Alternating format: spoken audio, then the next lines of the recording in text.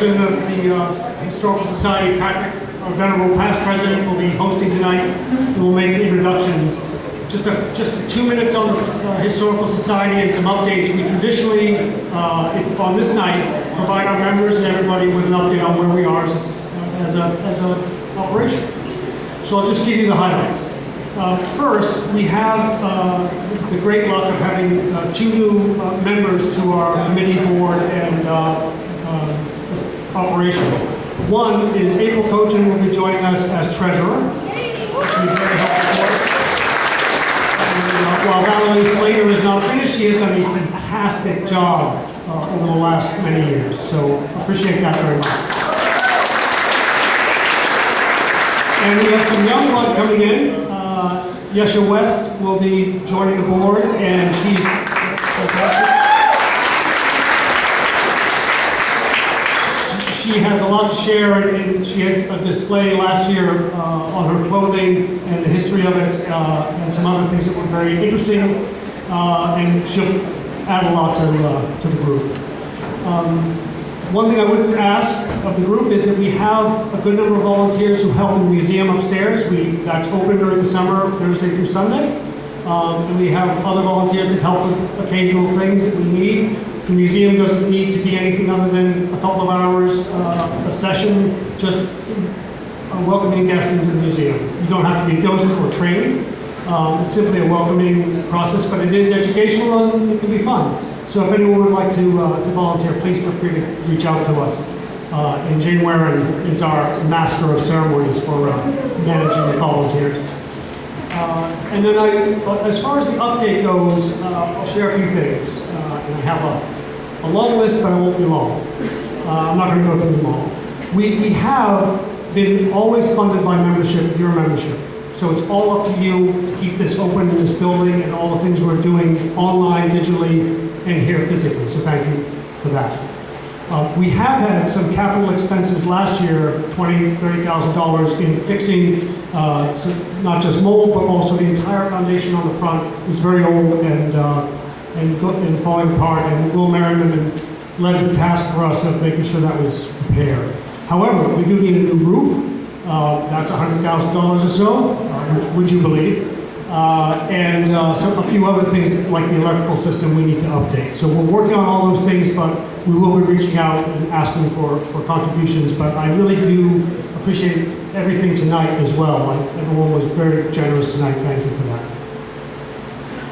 And I think the last thing is probably just to let you know, many of you already know this, but there is a lot of online content. We have a YouTube channel, we have our website, our genealogy is live, and you can go and look at your family and click through and look through generation of family.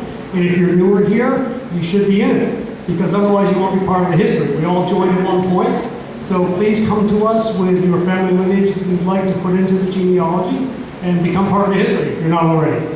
And I think I'll leave it at that. I'll hand it over to Patrick to introduce. Thanks all for coming.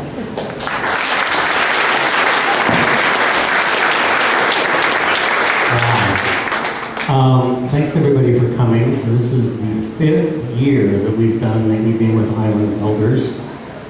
Kudos for Val Slater for coming up with the idea, and huge kudos for everybody over the years that's been willing to come up here and sit and share their stories with the community. It's been really terrific, and we hope to be able to continue this for a while. I just want to highlight a couple of things that are coming up from the Historical Society to make sure that you're all informed and attending our events and things like that. Sunday, July 26th, I'll be leading a walking tour through Dark Harbor, which I've done in the past, but I make up new facts every time I do it, so you can come to that. On Wednesday, July 29th, John King is going to give a talk here in the evening about the island golf courses and their history, and how many of you knew there were 2 golf courses on the island. Then on Wednesday, August 5th, some guy named O'Bannon is going to talk about transportation on the island and the whole confluence between automobiles and improved roads and ferries and getting us from a horse and buggy operation into the internal combustion age. And then on Sunday, August 9th, I'm going to lead a walking tour at Riders Cove.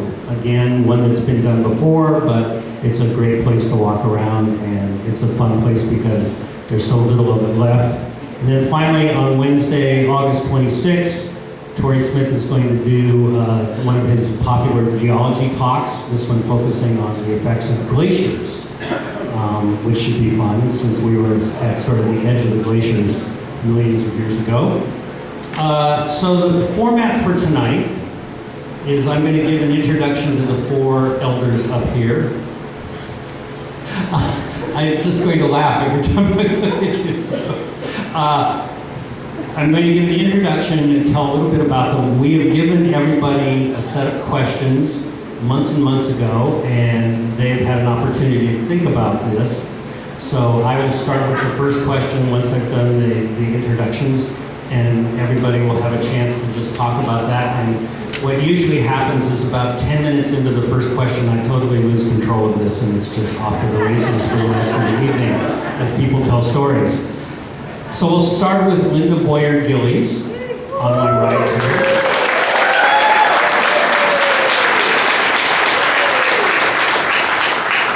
Born in Pennsylvania, has been coming to the island during the summer since she was a little girl, staying in a house on West Shore Drive built by her grandmother in 1937. In 2007, she and her husband Arch left New York, where they had lived and worked for over 40 years, and moved to Islesboro to live year-round. Since then, they've been active, enthusiastic members of the community. Alas, Arch died in February of this year. Next is David Hathaway, who has some very impressive photos of himself as a young man at the front desk that you should all take a look at. David was born in Massachusetts. His parents, Merwin and Burdette Hathaway, bought property here in the early 1950s. The family now occupies the former Alpheus Pendleton House on Pendleton Point Road, which was built by one of the island's early and prominent contractors. David and his wife Harriet have been active in many island organizations, including the Historical Society and the Second Baptist Rummage Sale. Next, we have Don Durkee, who was born on Islesboro. His grandfather came to Islesboro from Nova Scotia about 1915. And the family has long worked as caretakers for a variety of summer families, including the Dillons. On his mother's side, Donnie is connected to the Hamiltons, the Grovers, and the Warrens, families who've lived on Islesboro for about 200 years. And our senior elder at the end, Sue Hatch, who very graciously stepped in for Beth Williams-Brock, who was unable to make it tonight. Sue is an islander born and raised, a member of the fifth generation of the Hatch family to live on Islesboro.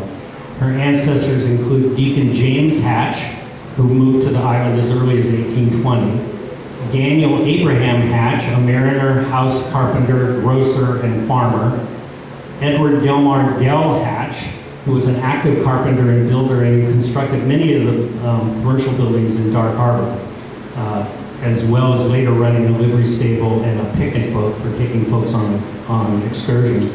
And her father, William Henry Hatch, a farmer, gardener, caretaker, surveyor, and selectman. So a very well-known, prominent island family. On her mother's side, Sue is connected to the Allen family, who served as missionaries in Turkey and who were early summer residents on Billy Shore.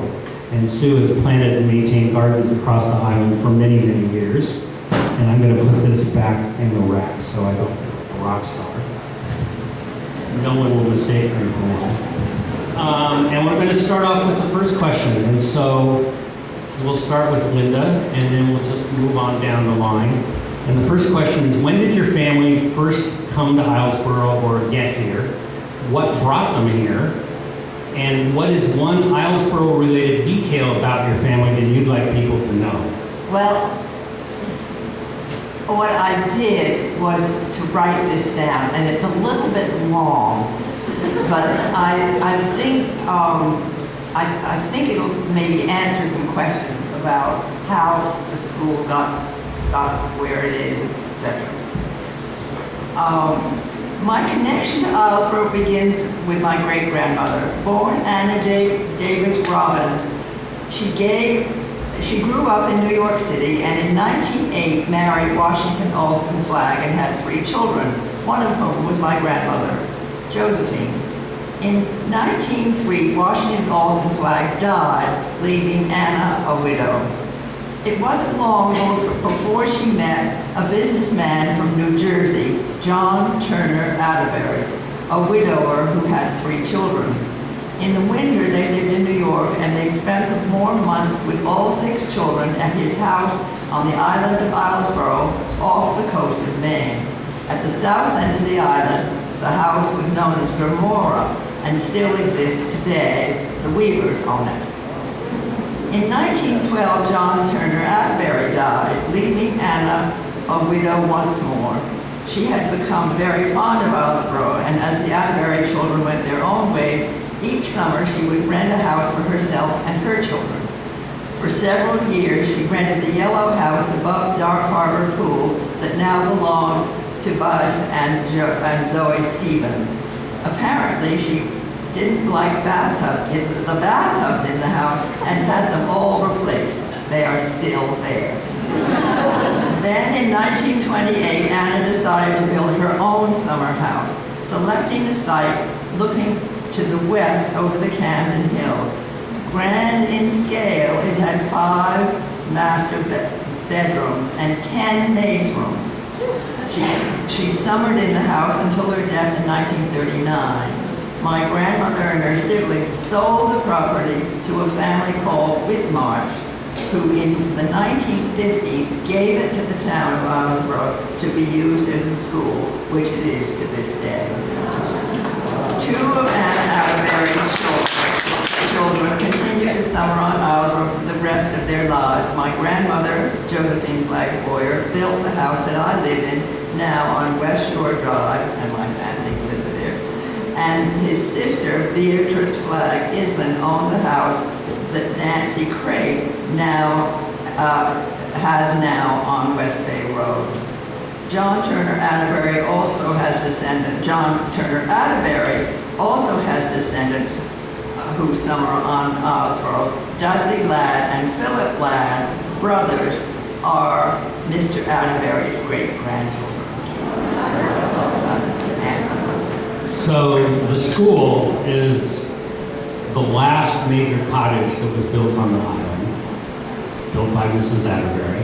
The other thing that I discovered recently that's very interesting is, I don't know, how many of you know who Jeffrey Brackett is?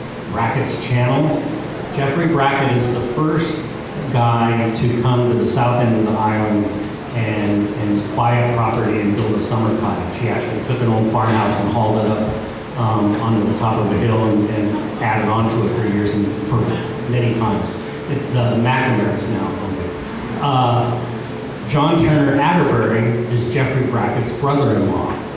So there's a complete, quick connection between these 2 prominent island families. So David, when did your family get here? And what brought them here? My father was a draftsman at Raytheon. And one summer he said to his oldest children, let's go up to Maine and have a camp. So we set up a camp here in Camden. And on the 3rd day, he suggested we go see that island. But we had 3 bicycles on this trailer. And unfortunately, one bicycle didn't make it all over the ferry, so he had to come back and get the car. And then we went over on the ferry. The worst thing I've ever seen my father do was to hook us 2 up to bicycles with a rope and pull us with a rope. He never did anything more dangerous. But that was just the 3 of us. We were the first ones to come to Islesboro. We found a house over on the west side and north, and he right away called Lexington and asked mother and the other two kids and grandmother to get in the car and come up. We had a place to stay, and they were able to do that. So we were living here in a rental for the first time. And I guess the point of all of this is that we love the island so much that it goes into the next item that I was allowed to stay on the island as a 16-year-old by myself for 2 years. So we'll tell people about that. So, is there any more? Now we'll probe deeper later on. So Donnie, you were born on the island. What about your family? Yeah, as I say, my grandmother on the Durkee side came here roughly late, about 1910, I understood, and my father married my mother, and I was the fourth one down the line, and at that time they were living in Riders Cove in a small little building down there. And I was born in 1944, and I came out as a blue baby, and my grandmother Duffy put me in an old Glenwood wood stove, and I swear that today that's the way I am now because she overbaked me.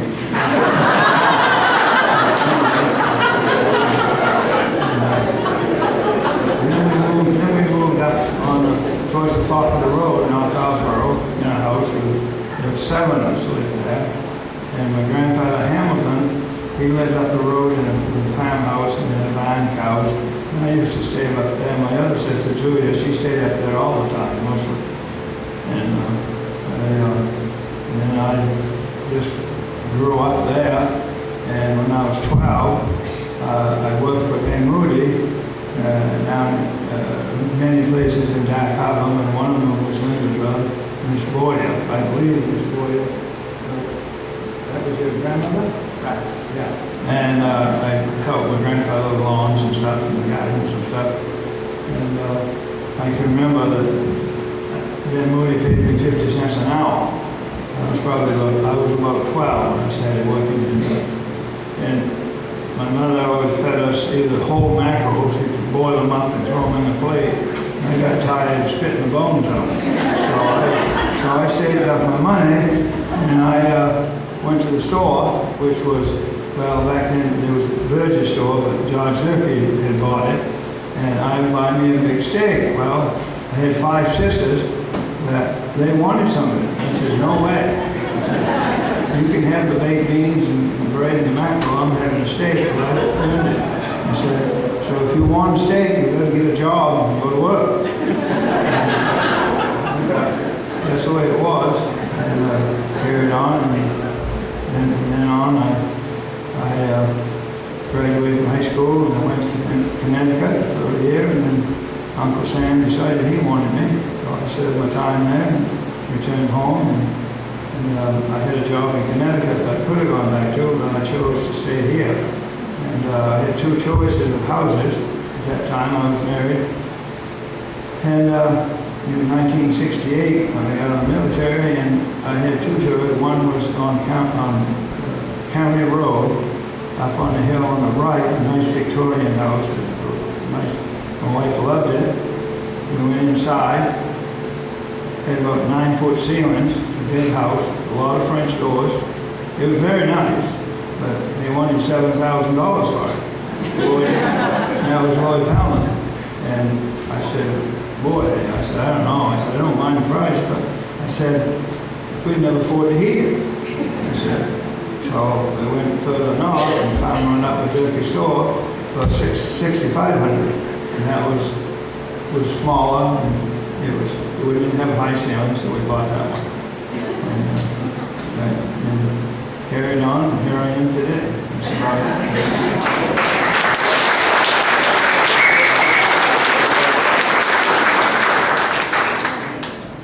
So the Burgess store,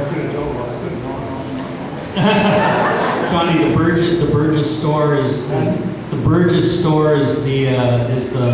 place where Mert has his shop now. No, that's the coffee shop. Oh, I okay. used to go then by Penny Candy. By Penny Candy, okay. And then Burgess store was where Durkee's is now.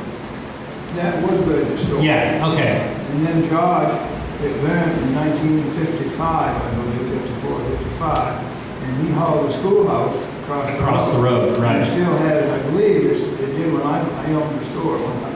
It still has the tin plank ceiling Oh, okay. in the ceiling, and that's part of the store, part of the school. Part of the old school. I used to ride a schoolhouse in Maryland, and she probably went there.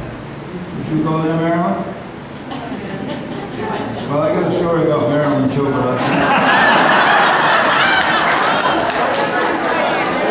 So everybody knows that there were 7 schools on the island in the old days, and a school on Acre Island. So there were 8 schools total.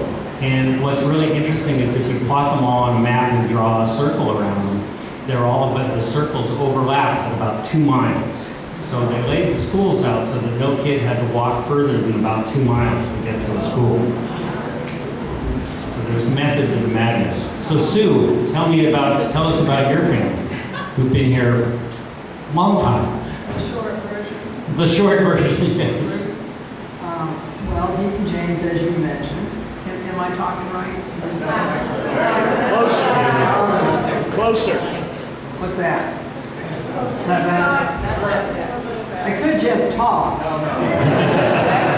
Okay, is that okay? Pretty cool. I probably couldn't do it. Anyway, Deacon James was a serious Puritan.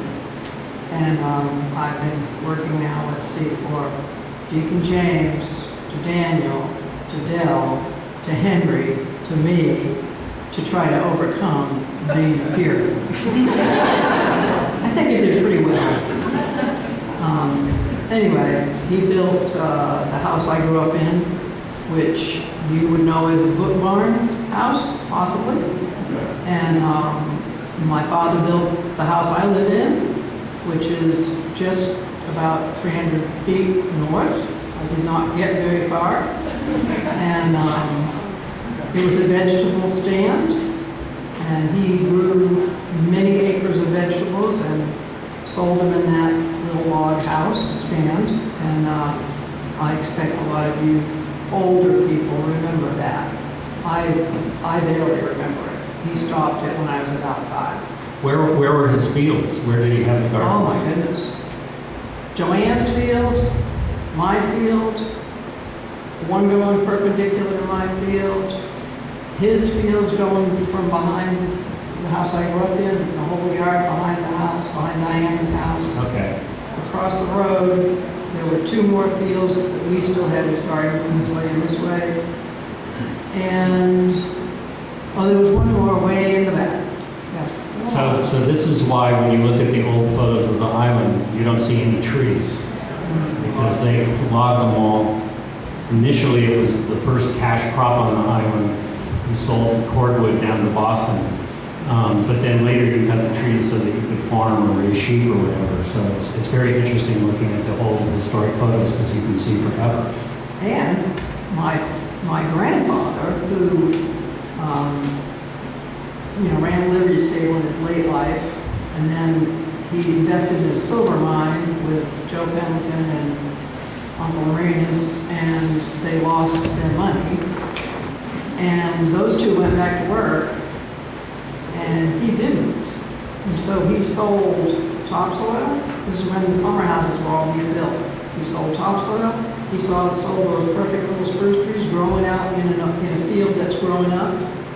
And I don't know what all else to make it go. And his children were old enough then that whenever they came home from teaching, nursing, and my dad, he did all kinds of things.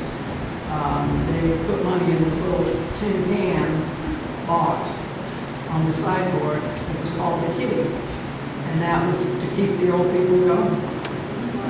And so you grew up in the house that is across the street from where you are now. It's got a big porch on it. Diana Roberts' house, if everybody knows that.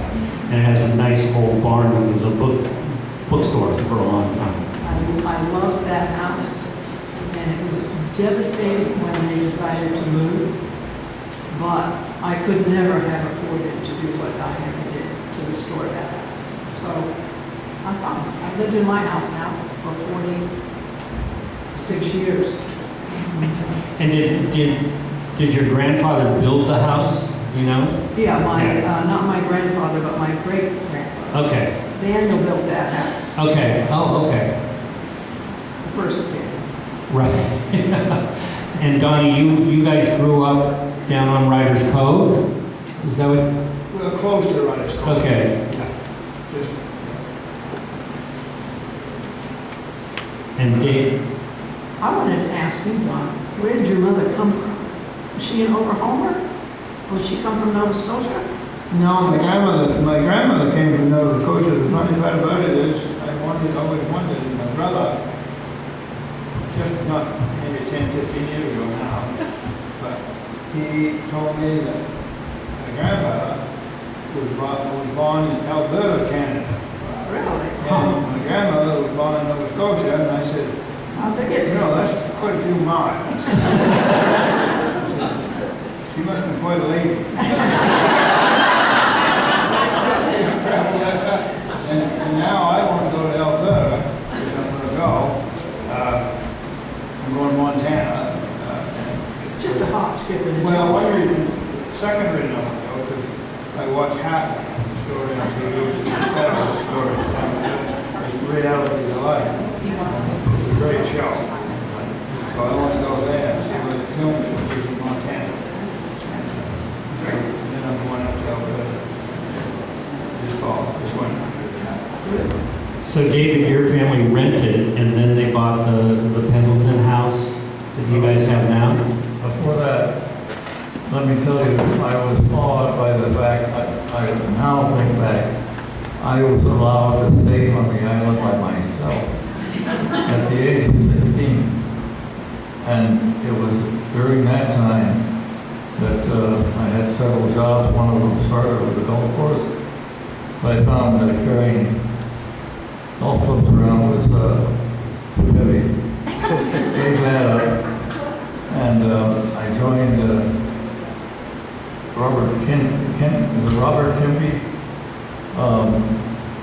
And he was shipping bricks on the house that Ray Ellis ultimately owned, and I helped him.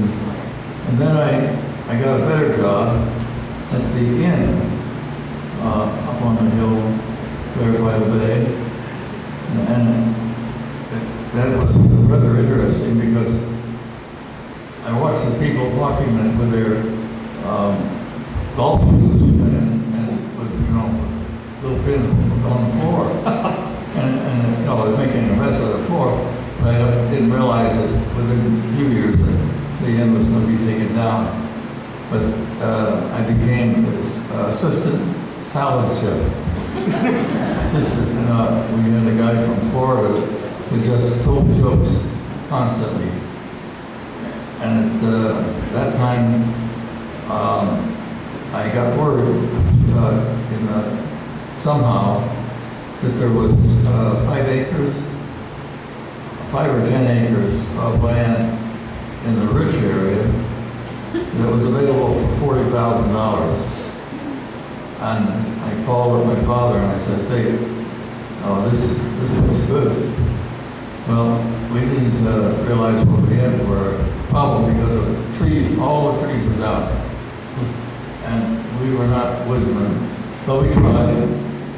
But it rained, and that was probably for distress because we had to go look for a home. And lo and behold, my father went up and when he saw the empty house where we are right now, he found the owner living in a small house right by. And he said, "Yeah, you can live there, you can stay there." And the next day, we were having a sick day, but the problem was the roof was leaking so badly, the before the ceilings were coming down 2 levels. So it wasn't really an impressive house, but it was sheltered for the rain. And we were sitting at the sun came out on Sunday, and my father said, I'm going to ask him if we could buy his house. So they go out and talk. And he comes back and said, I sold it. I bought the house for $900. Now, I think it was a steal. It was. But the poor guy was going to tear the house down because he did not know what to do with it. And it was a low depressive time. And so we have the house because of this gentleman allowing us to buy it, and we've been working like hell all since then. And when I got out of the Navy, I spent a lot of time putting plastic around the building, doing dangerous things. So this is the big white colonial houses you drive down into Dark Harbor on the east side of the road. And Alpheus Pendleton grew up island near the Meadow Pond, and then bought this house or built this house for himself and his family when he became a successful builder in town. The little tiny house that's just north of the big house where Dylan Purrington lives now, Alpheus built that almost entirely by himself when he was about 80 years old. And he and his wife moved into that because they couldn't take care of the big house anymore. So the only, according to the newspaper articles I've seen, the only work he did not do on the little house was some of the masonry and the electrical. And everything else he did himself at age 87. Well, one thing that happened is, not Alpheus, but anyway, his son, Alpheus' son, was in the basement, and he had a backfire on his boiler, and he was on fire. And my father went over and pulled him out of the house and saved his life. But one of the things that was interesting regarding the school was open and it was available. And he thought, my gosh, let's buy the school. And I don't know, I think it was only $50,000. But I think we convinced him that was not a good idea. He was getting excited. He was ready to just keep buying things. And Linda, you said your grandmother built the house that you and Arch live in? In 1937. Yeah. She took her mother's boathouse, and That's that was the story. beginning of it. So there's a long tradition on this island of taking buildings and just adding on to them and repurposing them, and vegetable stands and boathouses, and then they become residences. My next question here is about stores and where did you go to get groceries? And one of the things that's so interesting is that before automobiles were allowed back onto the island in the 1930s, that sounds better. There were lots and lots of stores on the island because everybody had to either walk or take a horse to get to the grocery store. After cars were allowed back onto the island in the 30s, I think a lot of those little stores kind of closed up and there was a consolidation. But where did you guys shop in Dark Harbor when you were young? Well, I didn't buy groceries, but what I did buy was at Mrs. Earl's on the corner was where the big building still is. The ground floor was Mrs. Earl's gift shop, and it was filled with temptations because she had things arranged on tables, and there were small toys in one place, and barrettes and combs in another, and ribbons in another. It was wonderful, but she stood she had a pink face, a large bosom, and she stood very straight and nobody was going to filch anything. And then did you frequent Randlets? Oh, yes. And Randlets had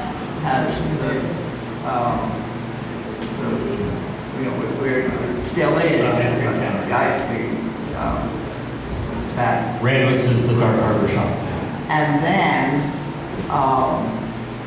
then there were booths on the other side and nothing in the middle. Oh, wow. And you just went there for ice cream. And it was, as it still is, the greatest treat in the world. David?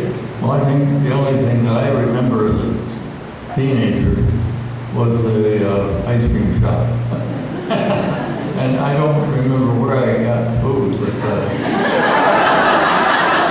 survived. Yeah, you were 16 to 18. You must have been starving. And I didn't really think of stores much. And Donnie, well, you ran the store up there. It was many, many years later, but the Durkees was the Durkees. But in Dark Harbor, we talk about the ice cream shop. Even ran Fallon, ran it first, and even Right. the son came on, and he always was whistling, so we nicknamed him Whistling Ed. And then the store next to him, right next to him, it was a village market. And Wash Williams, his brother, I think, I believe. And then there was a Pelham store, which was, Well, when was Pendleton called? well, it was a Pelham store. Lloyd Pelham and his brother Don, and what was her name? Catherine. Yeah, Catherine. And Catherine, they lived on the west side, and Hank, she married in Hinckley, which Hank Hinckley, and he was the captain of the boat for many, many years. And he always had a dog with him to help him drive. The Seahawk. Get back to the question that you asked about my mother. She was born here in Ellsboro. She was a Hamilton. And my grandmother was an Adam. And the Adam farm was where Lanninghorn Smith owns now.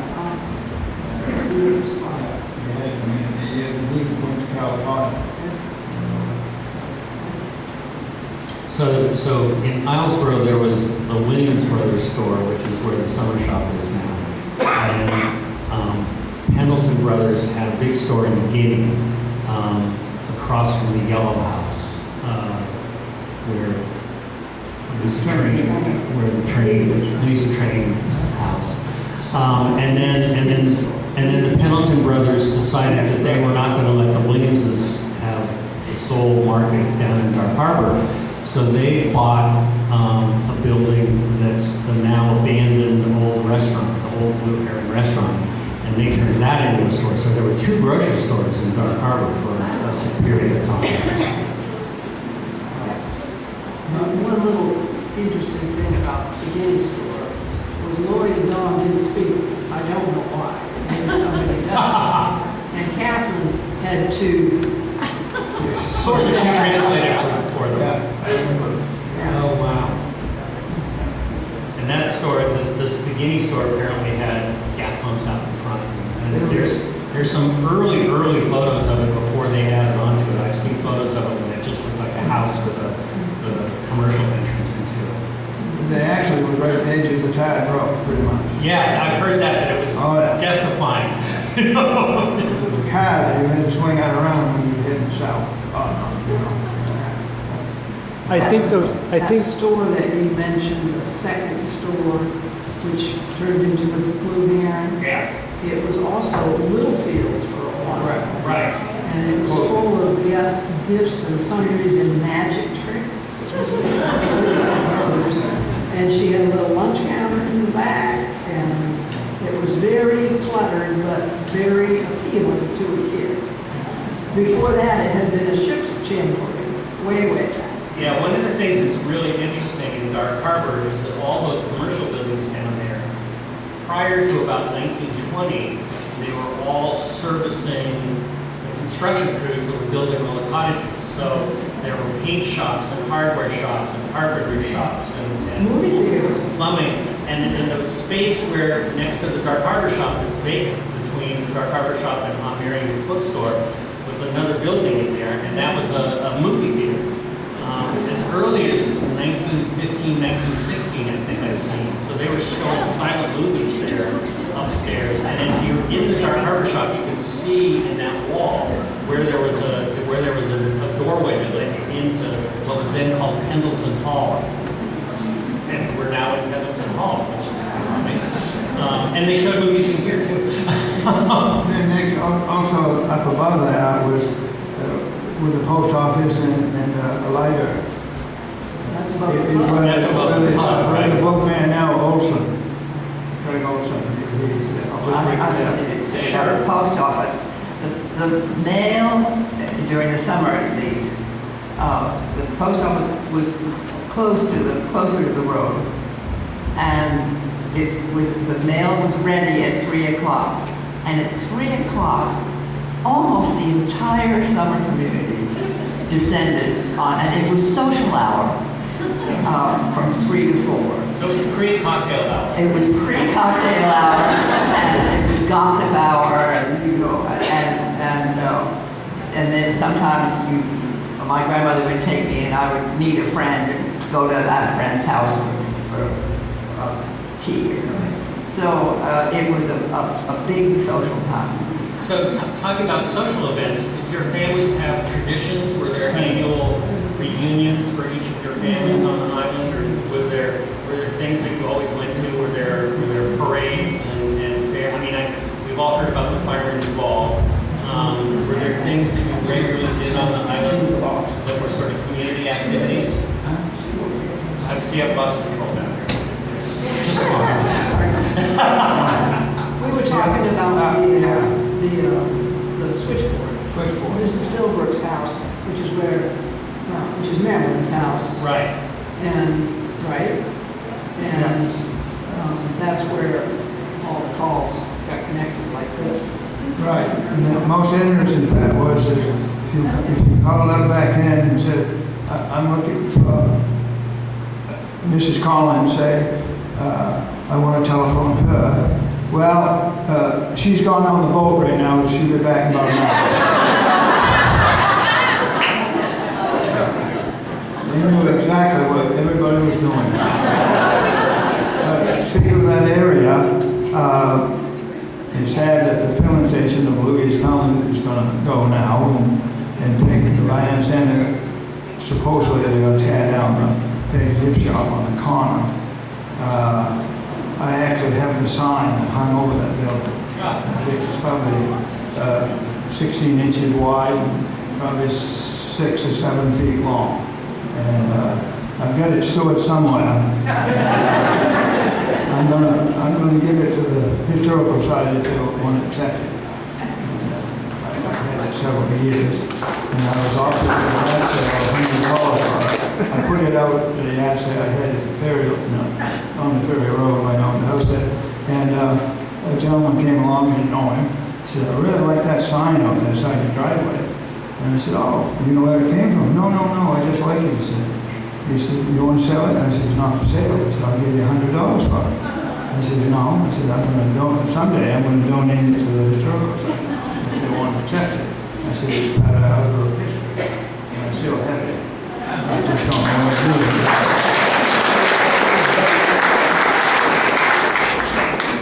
So did you guys have family traditions in the summertime? Were there picnics and did you have family reunions with people from away or anything like that? Or was it just, did you go to parades or anything? We did not have a parade You did not have until parades? 1976. That's the first 4th of July parade in 76? Some friends, acquaintances of mine were quite obstreperous to that parade. There was an outhouse, as I remember. Well, I remember Bill Gordon. Yeah, of course you do. He brought an outhouse down on the trailer down to the very several years, really the 4th of July events down there. I was quite involved with everything. I had a great buddy of mine from Connecticut that came up at the time, and we used to roll up probably, I don't know, maybe 75, 100 balloons, little small balloons for the kids, so they'd toss the balloons full of water. And Gilbert Leach, he built 2 long pokey sticks, and we got some canoes, and we put them in the water and see who can knock over first. And we finally had a tug of war. I pictured all the little small blueberry pies, and the kids used to see who would be the fastest and how many they could eat in a minute. And then we had a big chicken barbecue. It was a lot of fun. It was a lot of fun, and it finally just went by the wayside with a lot of things to do, because people just wear out, get tired, and, it was all voluntary, most of it. But it was great. It was a great time. You remember Mom would give us motorcycle rides? That was a real thrill. Is this the Fireman's Ball? No, this is the Should 4th be of in July. 4th of July, okay. 4th of July. So talk about the Fireman's Ball. Can you cover that? Oh, yeah. Oh, yeah. Or maybe you can't talk about it. I don't know. I used to go for an hour or so.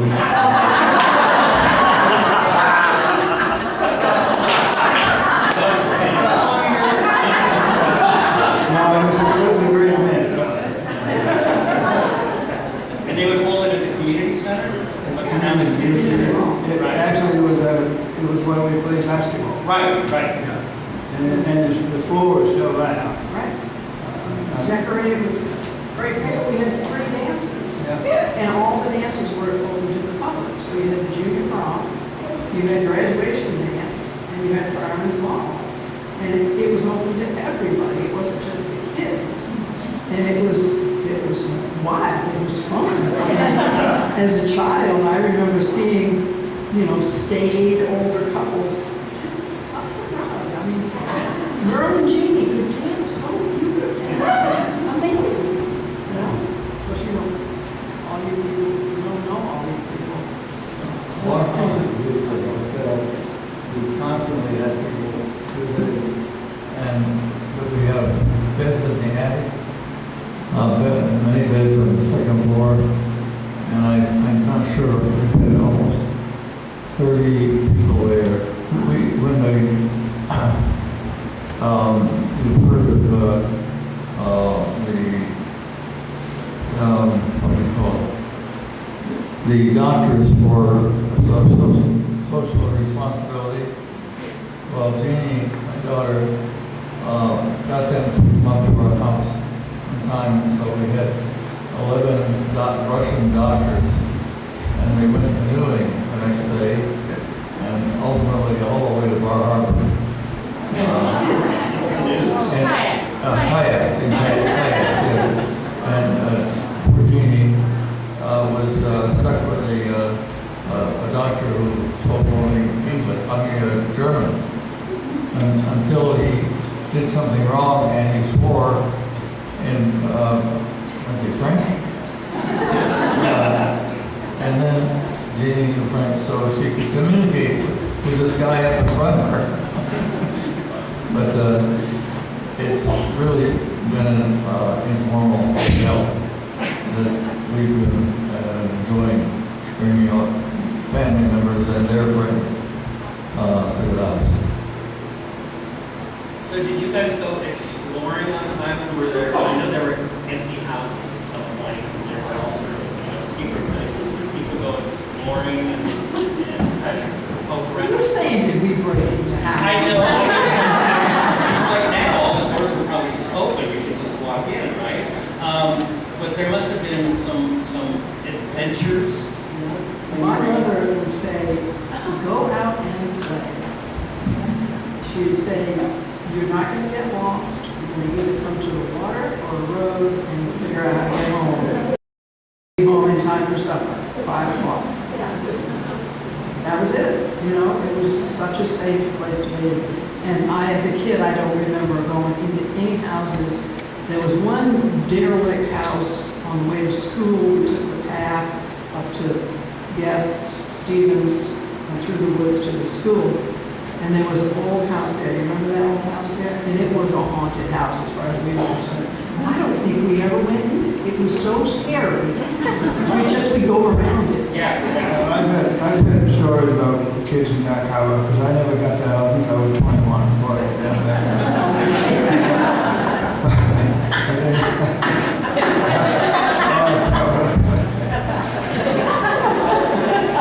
And how old was Linda? She lived in Dark Harbor. Yeah, but she walked up the house. Oh, she walked up there?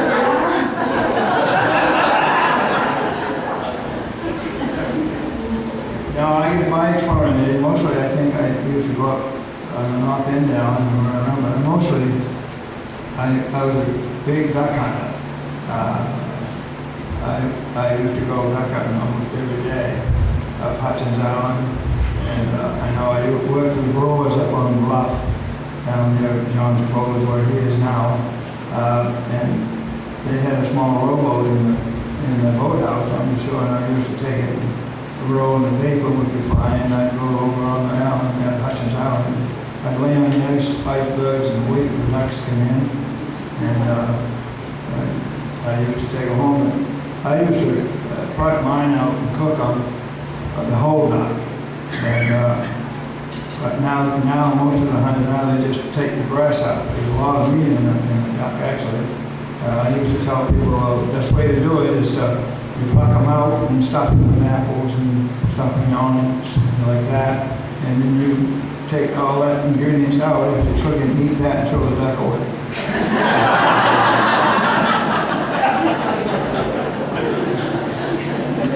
Did you go exploring here? I think that the difference, big difference between now and then is that the summer community rarely went above the historical society. In fact, I don't think I went to the historical society for a long time. You just didn't go to the north end. Not very much. Not the summer. And I think it worked the other way too. There's a wonderful interview that we have with microphone. Sorry. It was feeding back, so I moved away from it. There's a wonderful story, oral history we have with Ruth Dodge, I think it is, who's talking about the fact that she lived up at the north end of the island and had never been south of the Narrows until her beau came in a Model A and took her out driving. And that was the first time she'd gone south of the Narrows. So it really was, and when Dark Harbor started in the 1880s and the 1890s and developed into a summer community, it really did sort of create two kind of social stratas on the island at some point. I mean, there are also summer communities of Riders Cove and Hughes Point, so it's not like it was just nothing but Dark Harbor. Were you guys members of the Terra team? Yeah, no? All right, fine, this is cool.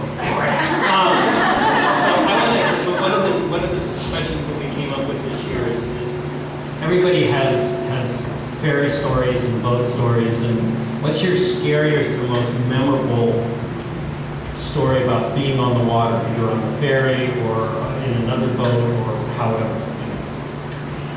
Who wants to go first? I'll go first.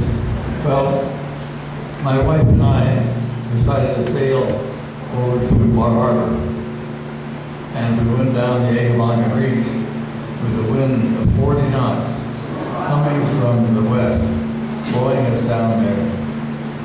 And when we got to the end and we needed to tack into the north, I had a gentleman on the bow pulling us down. I didn't really have enough knowledge. Well, Harriet was so scared, she was frightened. And so I'm stuck with, how do I get that sail down? And I never thought of just dropping the sail. I think I was petrified myself.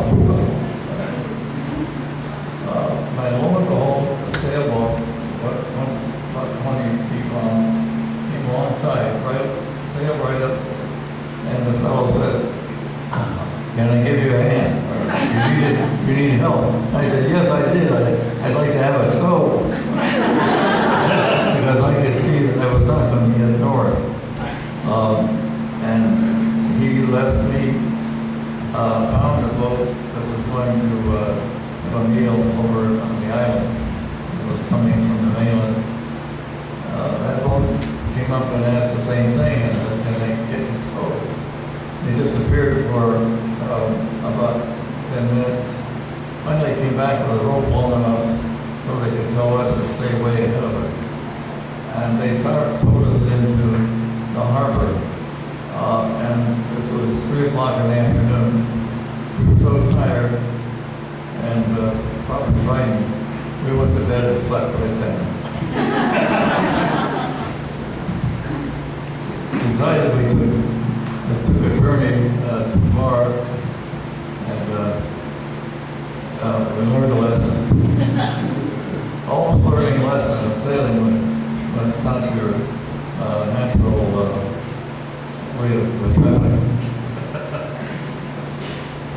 Yeah, I have a little story that I was working with Mrs. Tompkins, and Gilbert Leach also was there, and she had a boat called Momo, a nice boat, and she came and wanted to pick up in Lincolnville, but the wind probably was gusting up to 50 knots, and Gilbert says, "Oh, we can do it." So we took off with the boat, and Peter Mills was with us, and so we got almost over there, and it was really pounding, man. He went in one wave up, I don't know how high enough, but high enough so when he came down, it scared Peter, and he went down the bottom of the hull and laid down, and it smashed, it broke a plank, it broke down in the galley a window out. And we picked her up, and we said, we told Mrs., I always called her Mrs. T, and we told her, she said, "It's a pretty rough ride. You think you want?" "Oh, yeah," she said, "I've been a sailor for years." And we got her home. We had, Art and I were hopeless in boats. And so hopeless that we decided we would buy one and learn. We got B.G. McNamara to come and give us lessons and all. And then we said, okay, let's go out by ourselves. We got completely out of control and ended up at the yacht club from our house at lunchtime. And so all the kids who were learning to sail were watching this. And Arch and I got caught by some kind of tide and went backwards toward Pendleton. Okay. And the hooting and hollering from the porch was so terrible. We sold the boat the next day.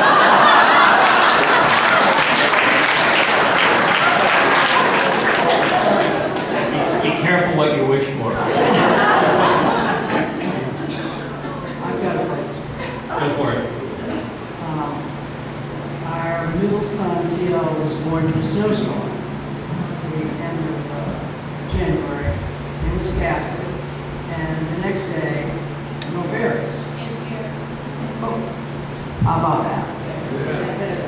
My middle son was born in a snowstorm in Wisconsin, and we got to I wanted to go home, and we got to the ferry, and there were no boats. It was really rough out there, and Les Smith was running trips, Big Les, and in his lobster boat, and we got on with the baby strapped to my chest, Dan right on my knee, Tommy's holding us up, and we're on the boat right next to a couple who were coming to see about their son who had fallen off a roof and died the day before.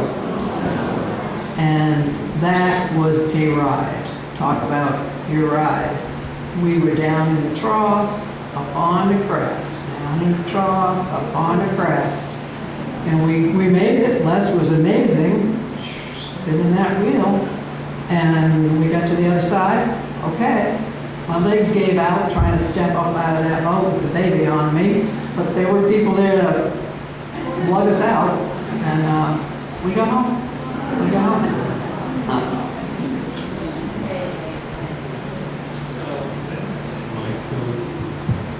All right. So what's the biggest change on the island since you were young?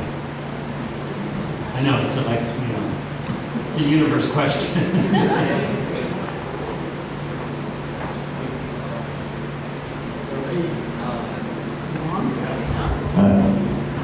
You don't think, okay. For me, it was the fact that all the roads were dirt roads.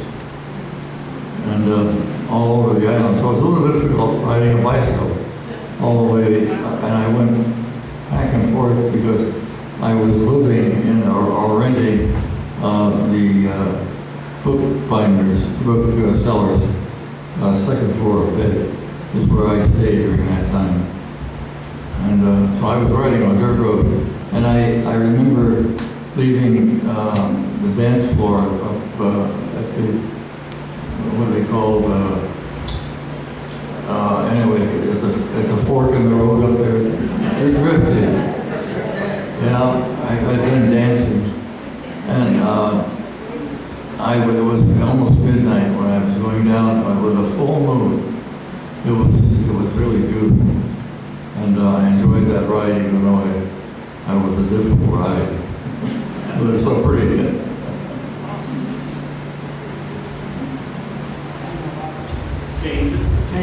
Changes? Got it. I used to know just about everybody on the island as a child and a young person. That's certainly not the case, though I am still waiting. It gave to me. There were no trespassing signs. There were no cameras. There were no security systems. There were no houses that were on all winter. They were not sucking a lot of energy to keep their house heated and plumbed and lit and secured. None of that. Those houses seemed to be managing just fine. It was helpful among the caretaking craft that you did trespass on your neighbors. You walked around. Oh, there's a window. Oh, I'll call Donnie and tell him there's a window open down at Dillard's. That was useful. So that's one big change. There were no women that worked outside except for Marilyn until Mrs. Crane came, and then she had to go indoor. And Joanne would rake in the spring, Joanne Rollerson, and other women would rake in the spring in the cleanup. And then I came home and changed all that. And Wait a second. So Mrs. Crane she asked, required Marilyn to be in the house. I Okay. think because it wasn't proper for a lady to be outside. Is that right, in her opinion? Dad told me. Marilyn's not going to get into this. She would send the help home and she wanted to go to the house. And so then she had to be in the house because she was the help. Right. That's why she was. Right. Yeah. Anyway, and the third change is possibly there's a wee bit of class line blurring. Linda and I are friends.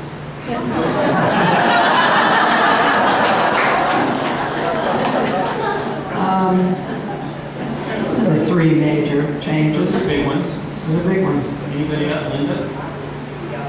Community center has made a big difference. I've spent time there, I like the gym, but all day long I see people of all ages coming to dance, to do exercise, to knit, to all kinds of things. And that was hard before the community center. It was hard to find places to do things, to gather and to do things. And that's happened now, and I think it's been very positive.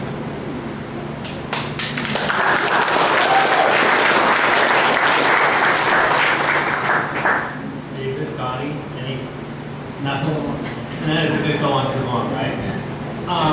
The last question we have before we open it up to questions from the audience is, what would you like to tell younger people about Islesboro? I think that it's a wonderful place for a young person to learn how to sail, because there are places where you can sail safely, even when the wind starts to blow so hard. I learned to sail here, and I appreciate the opportunity to be on this island and have that knowledge, because I've been a motorcyclist with 26 years of motorcycling, and only one accident, and that was when I gave up coffee.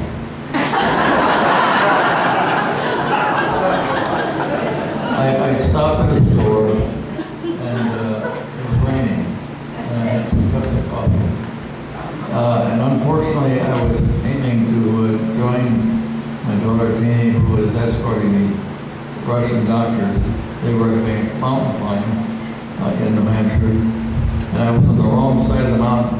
I found that out finally, but I did not realize how close to a hill going down the road perpendicular, and I just barely made the turn, but in the process I hit a rock, and I went right over the handlebars and landed on my back, and I did not get hurt, but I said, I'm going to give up the coffee.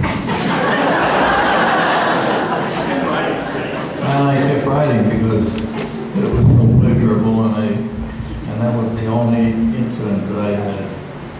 But it was tough job going 20 miles an hour back 100 miles to my house in Lexington. Advice or information to pass on to the next generation? Sure, go for it. It's a really wonderful place to grow up. And it's a wonderful place to live. Possibly not for everybody. What am I doing wrong?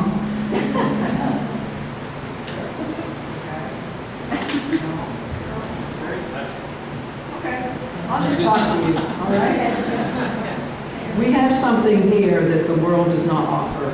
It is obvious in our political situation and the way the country and the world are right now.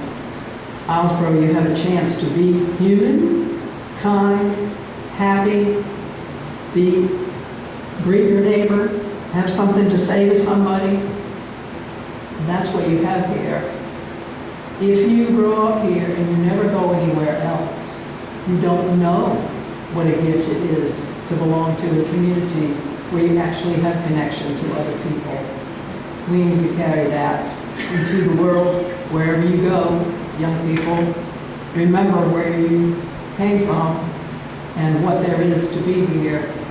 And the other thing is, you're only old when you don't love life anymore. So,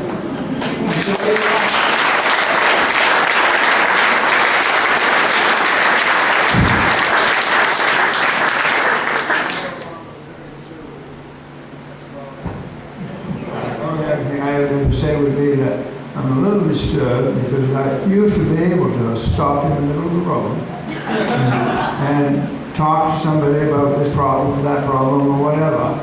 And we could stay there 10 minutes or 10, 15 minutes. And now we maybe we got a question. Then we got to go. No, it is a great place to live and grow up in. But I think, I know a lot of the kids that I grew up with never went anywhere, and I think, I know I've done a lot of traveling, and it opens your eyes up to life.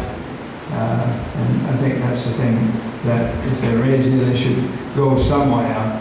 I know I took my 2 boys, we used to go to several different areas. I mean, I've taken them to Massachusetts, to the Tea Party, and to the museum in New York City, and down in Florida, and I even took to the old Dark Harbor 20s. One came from Mrs. Cho, and the other one came from, I believe, it was Mrs. Holmquist. And I fixed them up and took them to Florida. I have a house on a lake, and we've done a lot of sailing. About a 12-acre. Well, my wife calls it Crystal Lake, but it's nothing but a damn pond. That's what I say is, have your young kids, try to get them off the island and give them an opportunity to look what's elsewhere. And that's all I have to say. Thank you.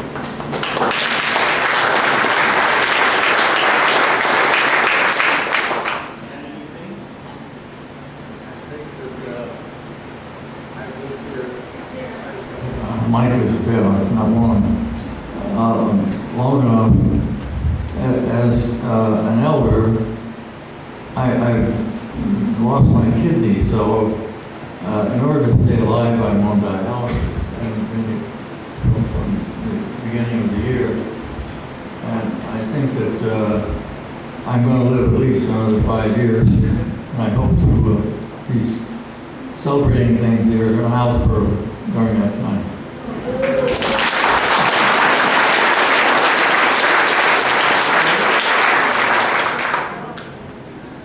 I think one of the things that makes Osborough so alive and involved everywhere, every people are involved, are the committees and are the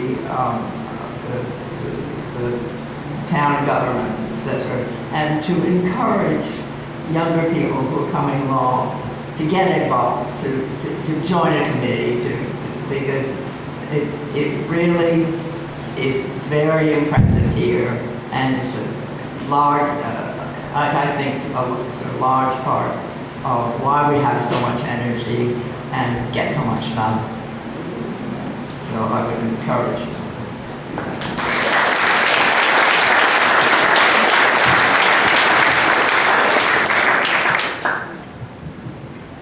All right, so we're going to take a couple of questions from the audience before we close this thing down.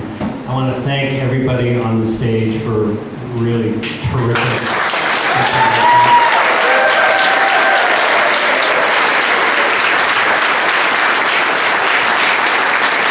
This is always really fun, and it's always surprising. You hear things that you didn't expect to hear. But we'll take a couple of quick questions from the audience. Janice, do you need a mic? How did you all meet your spouses? How did you meet your spouses?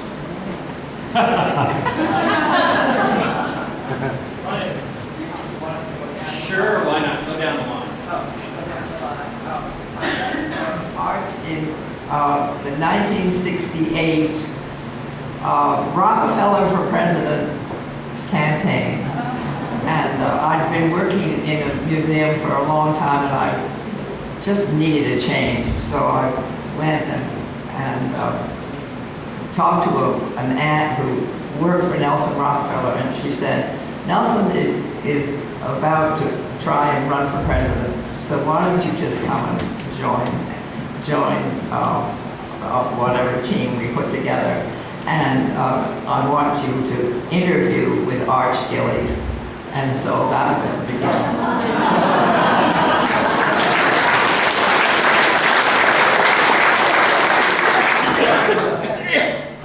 I met my wife in a hospital, or at least I saw her for the first time.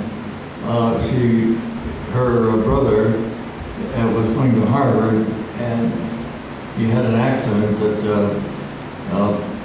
caused him to have to go to the hospital. And I didn't really think too much of her at the time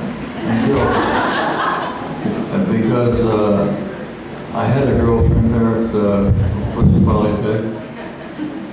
But later, she went to college in Mount Holyoke and invited me to a dance. Our fathers, our grandfathers, knew each other and were classmates together with the original MIT. And so it started from their grandfather. our grandfathers. And they both went to work in Warren, Massachusetts, at the pump house. We kind of fell love at first sight because I really fell in love with her. But when I got sent out to California by the Navy, I was drafted and decided that I didn't want to go in the Army, so they let me go in the Navy. So I was enlisted at the time and going to OCS, and she invited me to a dance. And there I go up there with my uniform.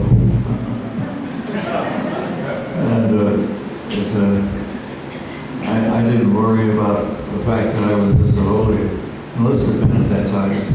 But I was going through OCS to learn how to be an officer. And they teach you first how to make your bed. And we were married almost 70 years.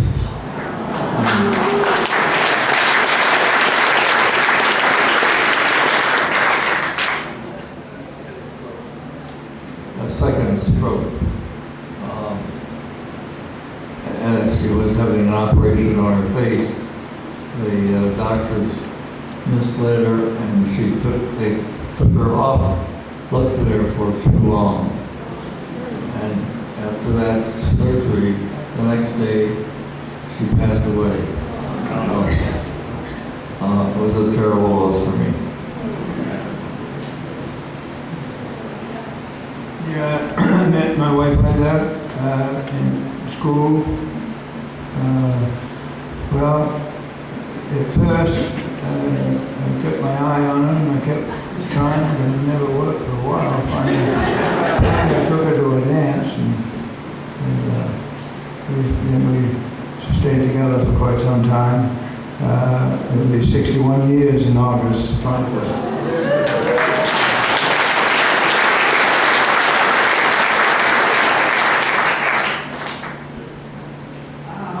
My husband came to the island one summer to work on a summer house as a carpenter from Mississippi with his buddies, and he stuck around, not because of me, but eventually because of me.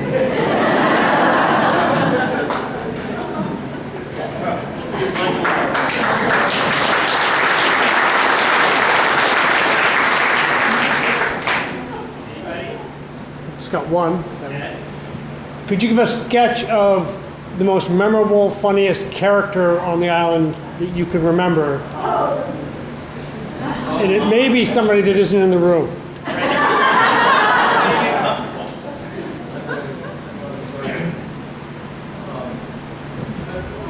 I was taken to see Gordon Moody.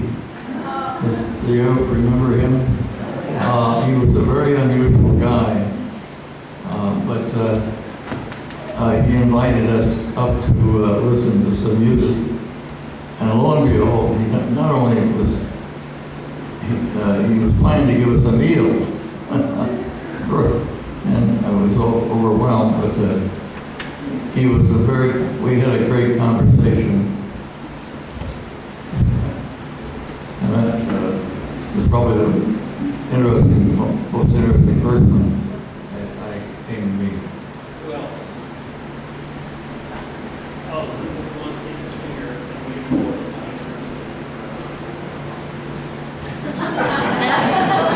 statute of limitations is expired.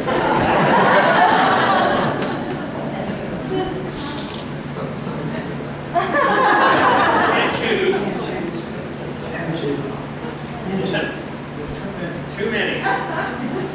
Well, thank everybody for coming tonight. This is always a blast. We hope to do it again on in the future. Thanks to the panelists for being very supportive.